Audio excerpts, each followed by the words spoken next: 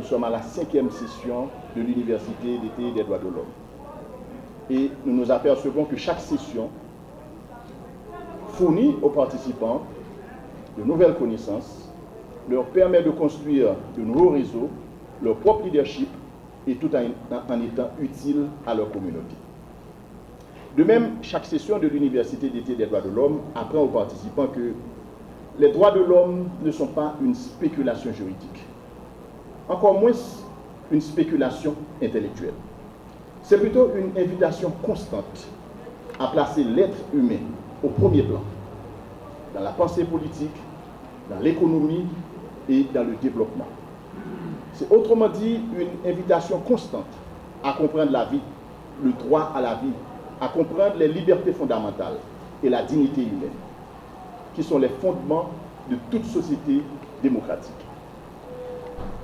Il est vrai que les sociétés avancent à grande vitesse, mais depuis la révolution industrielle jusqu'à la globalisation, depuis la modernité jusqu'à l'intelligence artificielle, il y a un élément central, incontournable, qui est au cœur des progrès de l'humanité. C'est l'être humain. C'est-à-dire aucune technologie, aucun niveau de développement, aucune science ne saurait échapper à ses droits.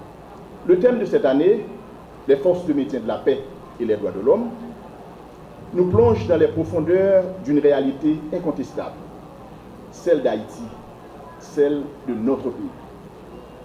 Car, à cause de la mauvaise gouvernance, depuis 1994, au moins chaque 10 ans, Haïti subit une intervention militaire internationale.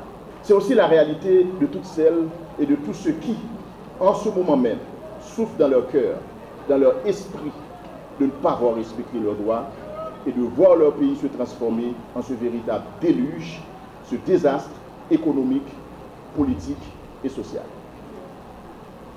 Il faut dire que c'est aussi dans ce moment crucial où nous nous réunissons, où les regards de l'humanité tout entière sont fixés sur Gaza et l'Ukraine, qui nous rappellent sans cesse que le monde n'a jamais échappé aux épreuves de la guerre et de ses atrocités. Je suis profondément honoré de cette opportunité de m'adresser à un groupe aussi distingué de cadres de l'administration publique et de la société civile, de représentants d'organisations de droits humains et de futurs professionnels du droit. Votre engagement et votre détermination à parfaire votre connaissance dans le domaine des droits humains intervient à un moment crucial, non seulement pour votre pays, mais pour le monde entier. Cette année marque le 75e anniversaire des Conventions de Genève, un jalon essentiel dans le domaine du droit international et des droits humains. Adoptées au lendemain de la Seconde Guerre mondiale, les Conventions de Genève ont jeté les bases de la protection civile et du traitement humain des personnes touchées par les conflits.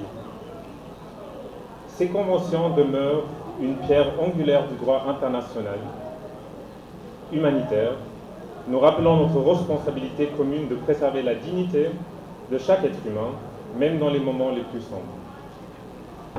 En tant qu'étudiant en droit, vous héritez d'un héritage de principes juridiques qui ont façonné le monde pour le mieux. Les Conventions de Genève ne sont pas seulement des documents juridiques, elles sont un témoignage à notre engagement collectif envers l'humanité. Dans le monde aujourd'hui, où la violence et les conflits continuent de déplacer des millions de personnes, la pertinence à ces conventions est plus grande que jamais.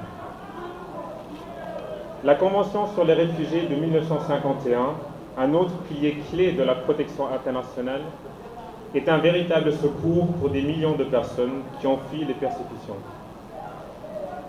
la violence et la guerre. Cette convention définit qui est considéré comme réfugié, quels sont leurs droits et les obligations des États signataires envers eux. Cette année, comme on le sait déjà, la session va se dérouler autour du thème principal, les forces de maintien de la paix et les droits de l'homme. Un thème, chers amis, très significatif. mais aussi un thème d'actualité dans la mesure où cette question, elle est pour le moment vivante dans de nombreux pays de la planète. Mais il faut aussi noter que notre pays, dans le cadre de la crise qu'il traverse depuis près de 4 décennies, a connu le déploiement des forces internationales considérées par certains comme des forces de maintien de la paix et par d'autres comme tout simplement des forces d'occupation. Et aujourd'hui, vu l'aggravation de la crise sur le plan sécuritaire, justement, on a la présence depuis plusieurs mois de plusieurs centaines de policiers kenyans sous le label de mission multinationale de soutien à la sécurité. Mes très chers amis, participants et participantes à la 5e session, je sais certainement que vous avez des informations, vous avez des données sur le thème central qui sera débattu tout au cours du déroulement de cette session. Mais sachez bien que même l'encyclopédie doit constamment être remise à jour, puisque, comme on le sait souvent, les connaissances évoluent et grandissent, comme on le dit souvent. À cet effet, je vous souhaite donc bonne provision de connaissances à cette session. Et sur demande du professeur Patrick Pellissier de l'Institut haïtien des droits de l'homme, je déclare donc ouverte la 5e session de formation de l'Institut haïtien des droits de l'homme.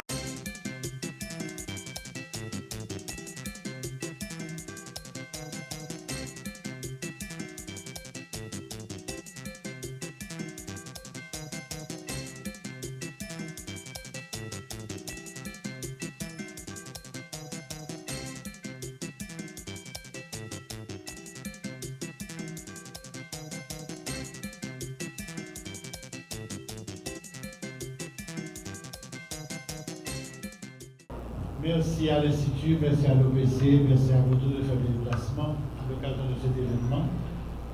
Jean-Monsieur Pellissier Sotil, je suis né en plein cœur de Port-au-Prince, tout près à l'avenue Charles-sur-Mer, et j'ai grandi à Carrefour jusqu'à l'âge de 25 ans. Je suis un enfant de cette commune. Et il y a un homme qui est très connu. S'il était encore vivant, il aurait pu aussi amplement vous parler de moi, c'est Renaud Chalma.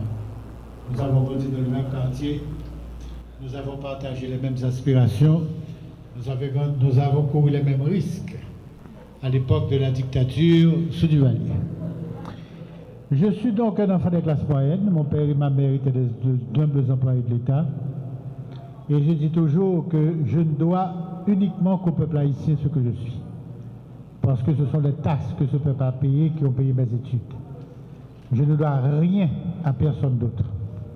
Et c'est pourquoi je suis un homme libre. Libre d'agir, libre de penser tel que je suis.